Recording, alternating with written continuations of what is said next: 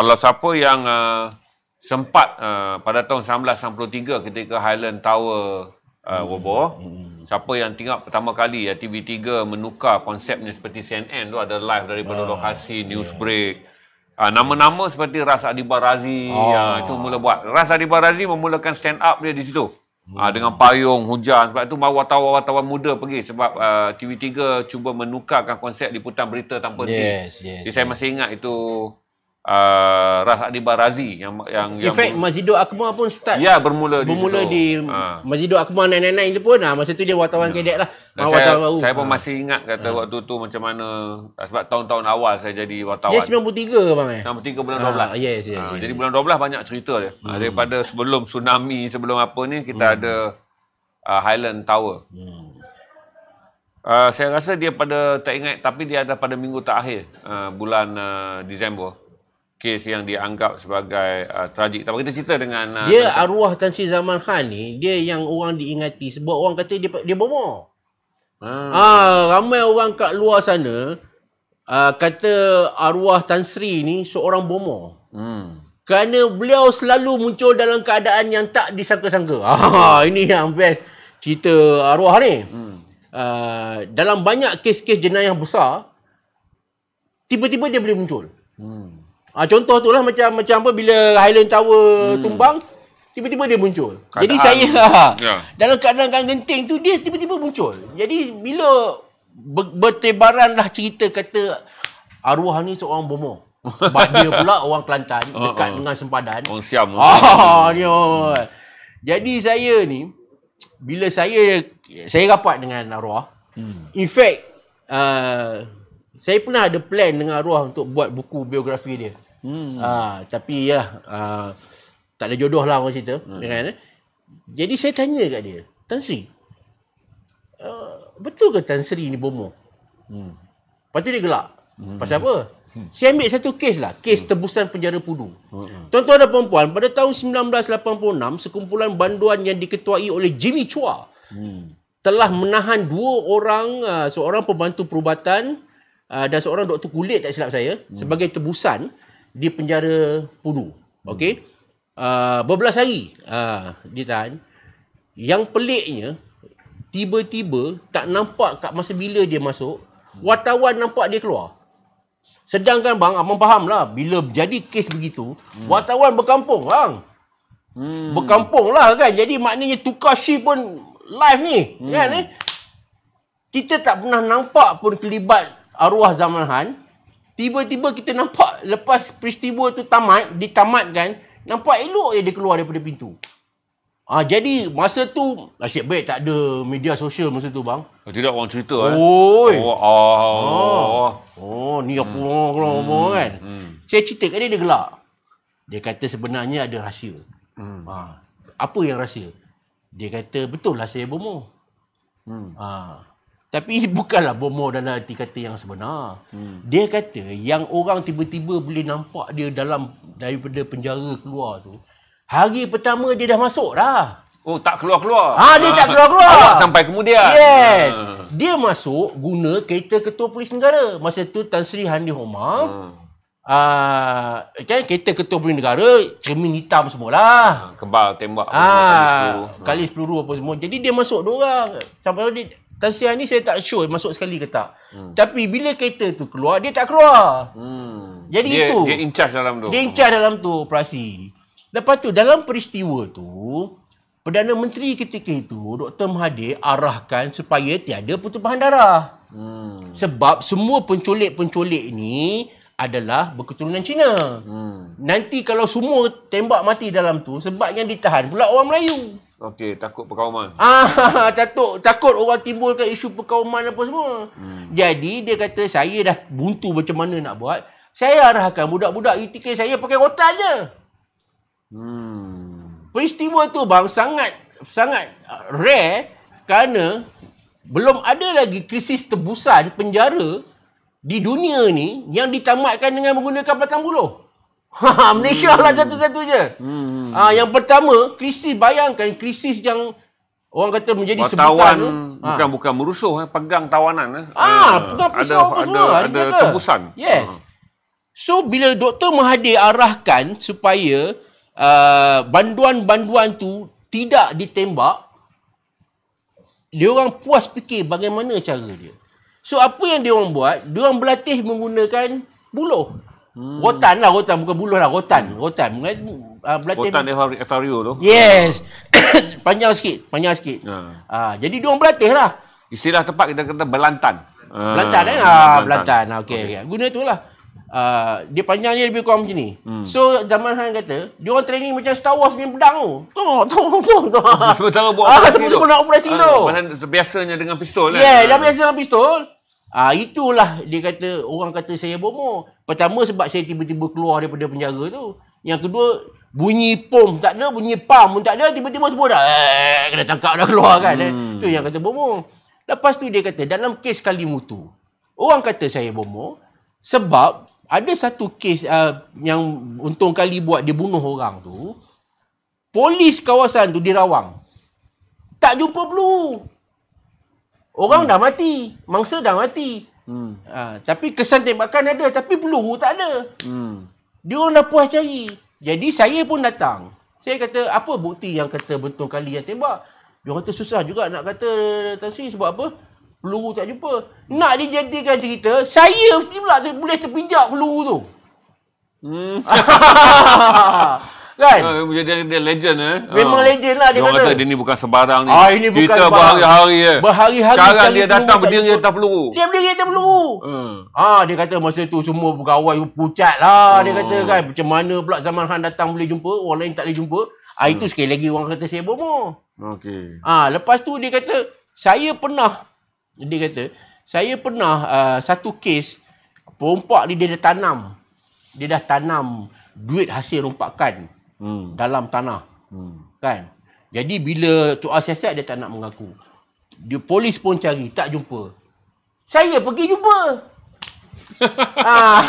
Orang kata saya bomoh lagi. Macam mana yang Tan Sri boleh jumpa? Dia kata dia dulu pernah pergi kursus kat Scotland.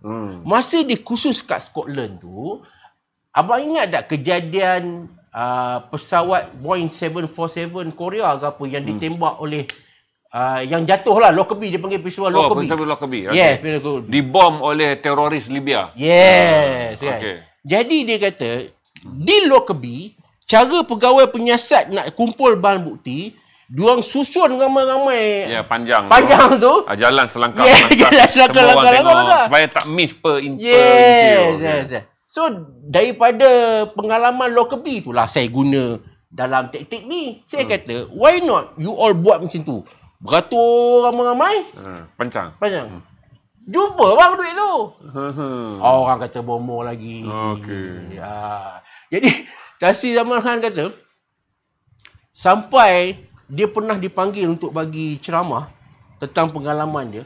Soalan pertama daripada peserta forum adalah, kat mana Tan Sri dapat ilmu bomoh ni? Dia kata saya terkejut. Kan bomoh apa dia kata kan. Semua benda adalah pengalaman dan forensik kepakaran dia. Yes. Tan Sri Zaman Han ni satu orang yang unik sebab apa? Dia garang bang. Dia garang ni, jangan cerita lah. Pengasas UTK, bayangkanlah. UTK tu dia pengasas. Lepas tu dia terlibat dalam banyak kes-kes dan juga terlibat dalam kontroversi. Sehingga dia gagal naik pangkat ke Ketua Polis Negara kan. Kita pun semua tahu bagaimana dia gagal, dia dipindahkan. Kita panggil dikeluarkan daripada PDRM dan diletakkan sebagai Ketua Pengarah Penjara Malaysia. Untuk letak noktah aku akan pencen di sini. Okay. Jadi saya alang-alang tu saya cerita lah di sini. Ramai orang tanya kan, pasal apa Tan Sri arwah ni tak boleh jadi. Yang minat teori konspirasi. Ni dia cerita bukan konspirasi. Kepada mereka yang ingat ini adalah berlaku kerana Illuminati dan campur tangan Yahudi. Tidak. Tak ada. Dia akan ceritakan ada faktanya. Okay. Tuan-tuan dan perempuan, sebenarnya nama beliau ketika itu disebut-sebut untuk jadi timbalan Ketua Polis Negara. Timbalan kepada Tan Sri Rahim Noor. Ketika itu Tan Sri Rahim Noor adalah Ketua Polis Negara. Jadi suatu hari itu ketika dia sedang bermain golf di Bangkok, dia mendapat panggilan telefon daripada Perdana Menteri ketika itu, iaitu Datuk Sri Dr. Mahathir lah, untuk balik ke Kuala Lumpur segera.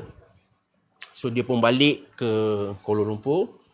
Ni kita cerita lah, ini open secret lah Ini yang diceritakan oleh Tan Sri Zaman kepada Syarif daripada point of view Tan Sri Zaman, arwah. Jadi Datuk Seri Dr. Mahathir ketika itu bagi tahu Zaman, Tan Sri Rahim tak nak you jadi timbalan dia. Itulah cerita dia. Jadi ketika itu arwah macam terkejut lah. Kenapa pula Tan Sri Rahim tak nak saya jadi timbalan? Saya bukan ada masalah dengan dia apa pun kan. Tapi Dr. Mahathir tak terangkan lah lebih lanjut. Jadi Dr. Mahathir dia kata kami tak lantik you jadi timbalan ketua polis negara, tapi kami nak minta you pergi ke sebagai ganti pergi ke penjara untuk jadi ketua pengarah penjara. Jadi dia kata dia pun tak nak bagi keputusan ketika itu sebab dia kecewa sangat. Dia kata dia rasa seolah-olah jasa dan bakti yang dia curahkan, yelah dia pun terlibat dalam banyak kes-kes besar macam Mona Fendi apa semua kan. Mona Fendi syok juga. Macam mana punyalah lama orang cari arwah Datuk Mazlan tak jumpa, tiba-tiba Zamahan pergi jumpa pula kepala Tengku Apa ada cerita dia juga. Dia kata dia bukan bomoh. Dia kata cerita tu dipecahkan oleh yang pembantu Juraimi tu. Juraimi yang pecah lubang itu ya jumpa, bukanlah saya pergi korek tangan jumpa rangka, tak ada. Jadi dia kata dia tak bagi keputusan pun pada Dr. Mahathir sama ada dia setuju atau tak setuju ditukarkan ke penjara. Sebab dia bagi dia penjara bukan bidang dia. Sebab dia kata dia daripada form 6, lepas form 6 masuk polis sampai dah nama dia betul-betul di kemuncak. Dia kata tiba-tiba pula dia dinafikan untuk naik. Dia kata siapa tak frust? Yang bohong lah dia kata kalau tak ada pegawai polis yang tak pernah mengimpikan untuk jawatan sekurang-kurangnya timbalan ketua polis negara. Kan? Tapi apabila nama dia disebut, tiba-tiba dia ditukarkan ke penjara, itu dia punya apa? Dia punya sedih yang amat sangat lah. Kerana rasa dia demoted lah. Dia rasa dia diketepikan jasa-jasa dia diberikan. Jadi dia tak beri keputusan pada Dr. Mahathir. Arwah Datuk Megat Junid ketika itu Timbalan Menteri Dalam Negeri akhirnya call dia. Tan Sri, masa tu belum Tan Sri lah, Datuk lah. Datuk, bila you nak pergi penjara ni? You setuju tak setuju ni? Kan? Dr. Mahathir dah assign you. Lepas tu dia keberatan. Akhirnya dia orang kontra balik, walaupun dia pergi ke ketua pengarah penjara, tapi grade jusa dia tu sama dengan timbalan ketua polis. Itu jadi kanan dia tu. Jadi dia orang kontra kat situlah. Walaupun ketua pengarah penjara mesti tu grade dia tak tinggi, tetapi bila dia pergi sana dia pakai grade gaji TKP. Timbalan ketua polis. Okey. Di IGP. Di situlah dia kata rupanya betul lah. Dia kata ayat Quran kata kamu mungkin rasa apa? Benda tu tak bagus bagi kamu. Macam itulah lebih kurang kan sebenarnya. Tapi itulah yang Allah atur sebaik-baik untuk kamu. Dia kata akhirnya di penjara lah sebenarnya baru dia belajar cerita-cerita kemanusiaan. Arti kemanusiaan yang sebenarnya. Selama dia jadi polis, kerja dia tembak je kan. Tangkap, tembak. Akhirnya bila dia duduk di penjara, dia jumpa sendiri orang yang dia tangkap. Dia jumpa sendiri kumpulan-kumpulan penjenayah yang dia telah tumpaskan. Akhirnya penjara lah yang mengajar dia erti kemanusiaan yang sebenarnya. Sebab tu kalau kita tengok arwah ni lepas dia pencen, dia banyak terlibat dalam NGO. Dia jaga Yayasan AIDS Malaysia. Majlis AIDS Malaysia. Presiden Kesatuan Rugby. Dia buat banyak kerja. Dialah yang memperkenalkan dulu bang penjara banyak kes-kes hubungan sejenis ni, homoseksual. Sodomize. Jadi dia kata antara benda yang nak bagi elak, dialah yang memperkenalkan bahawa dalam penjara tak boleh ada genap. Jumlah 2, 4 orang ke, 6 orang ke, 8 orang ke. Sebab dia akan membawa peluang kepada couple. Jadi dialah yang memperkenalkan orang yang dalam penjara jumlah dia mesti ganjil. 3 ke 7 ke. Jadi bila susah sikit lah nak couple. Dia juga memperkenalkan, masa itulah dia ceritakan saya. Dia memperkenalkan ada lampu kecil lah, apalah untuk nak elak daripada berlaku benda-benda macam ni. Itu pun seorang lagi lah orang kata apa, seorang yang nama hebat tetapi rasa kecewa kerana rasa diketepikan. Tapi Alhamdulillah dia kata rupanya itulah rahmat besar. Kerana daripada kekecewaan tu sebenarnya Tuhan dah ganti benda yang sangat indah bagi dia. Bagi dia, apabila dia menjadi ketua pengarah penjara lah, dia belajar erti kemanusiaan yang sebenarnya. Itulah.